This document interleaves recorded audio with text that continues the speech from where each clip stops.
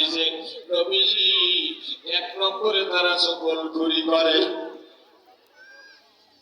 দুই নম্বরে তারা গীবত শিকায়ত করে, তিন নম্বরে তারা স্বামী অবাধ্য থাকে বেশি, স্বামীর সাথে তারা আচার আচরণ করে সুলভ আচরণ করে না, মদ আচরণ করে, তিন নম্বরে তারা ব্যাপারটাকে বেশি হবে, দেখাইয়াপানা বেশি করবে, চার নম্বরে তারা বিবাহের আগে অবৈধভাবে মেলামেশা করে।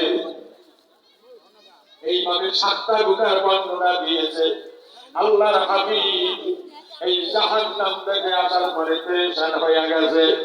আল্লাহ পাক বলতেছে জিবরাইল তাড়াতাড়ি জান্নাতে নিয়ে যাও।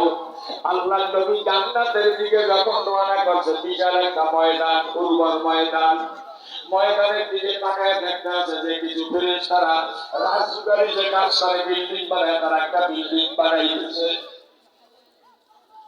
আল্লাহ নবী কাছে যাওয়ার আগেই তারা কাজ বন্ধ করে ফেলেছে।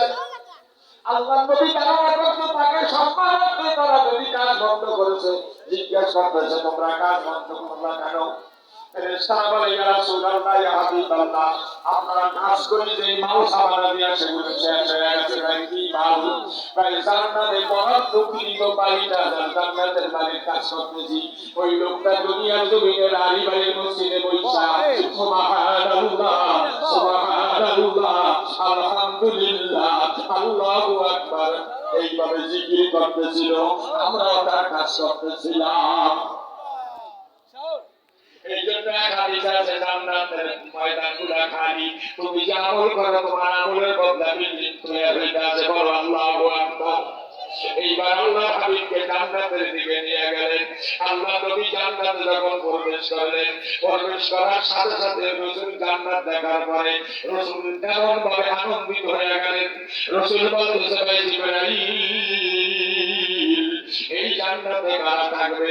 আল্লাহ নবী জিবরাইল দেখায় দিয়েছে আবু বকর কোন জান্নাতে থাকবে, ওমর কোন জান্নাতে থাকবে, ওসমান কোন জান্নাতে থাকবে, হযরত আলী কোন জান্নাতে থাকবে, সাদা সাইদ কোন জান্নাতে থাকবে, তালহা জুবাইর কোন জান্নাতে থাকবে, আবু বকর কোন জান্নাতে থাকবে, আব্দুল ওমর কোন জান্নাতে থাকবে। আল্লাহু আকবার। অর্থাৎ একজন সাহাবী জান্নাতের সার্টিফিকেট পেয়েছে। আল্লাহ নবী ঘুরে ঘুরে সব জান্নাত দেখে আছে।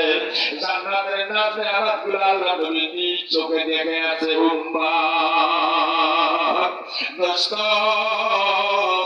এরপর যখন আবার আল্লাহর কাছে গেছে, আল্লাহ পাক রব্বুল আলামিন বিশেষ বিশেষ কিছু আলাপ আলোচনা করার পর বলতে আছে নবীজি আমি আপনাকে একটা জিনিস প্রথম ঘোষণা দিতে আছে, কারণ ফরজ আমি আল্লাহর ঘোষণা।